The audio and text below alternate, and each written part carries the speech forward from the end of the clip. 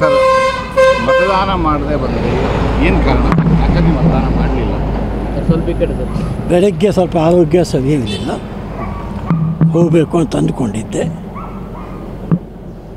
Doctor ಸಲಹೆಯಂತೆ ಸಂಜೆ 6 ಗಂಟೆ ಮೇಲೆ ಬರಬೇಕಾಯಿತು.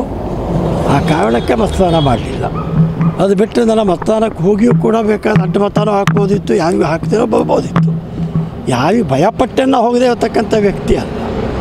4 ದಶಕಗಳ ರಾಜಕಾರಣದಲ್ಲಿದ್ದೇನೆ, ಅಷ್ಟೇ ಹೊರತು ಮತ್ತೇನಿಲ್ಲ. ಸರ್, ಈಗ ನಿಮ್ಮ ಅಲ್ಲಿ ಬೆಂಗಳೂರು ಆಫೀಸಲ್ಲಿ ವಿಪ್ ಕೂಡ ಹಾಕಿದ್ರು.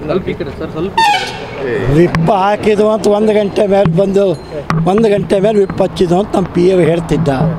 ವಿಪ್ ಯಾವಾಗ ಕೊಡಬೇಕು, ಏನು ಮಾಡಬೇಕು ಅದೆಲ್ಲ ಕಾನೂನು ತನ್ನ ಕೆಲಸ ಮಾಡ್ಕೊಳ್ಳೋದು. ಸರ್, ಈಗ ನೀವಲ್ಲಿ ಮತದಾನ ಮಾಡದಿರ್ಬೋದು ಅಂಥದ್ದು ನಿಮ್ಮಲ್ಲಿ ಅಸಮಾಧಾನ ವ್ಯಕ್ತವಾಗಿರುವಂಥದ್ದು ಅಥವಾ ಇದೊಂದು ಅಸಮಾಧಾನ ನಿಮ್ಮಲ್ಲಿ?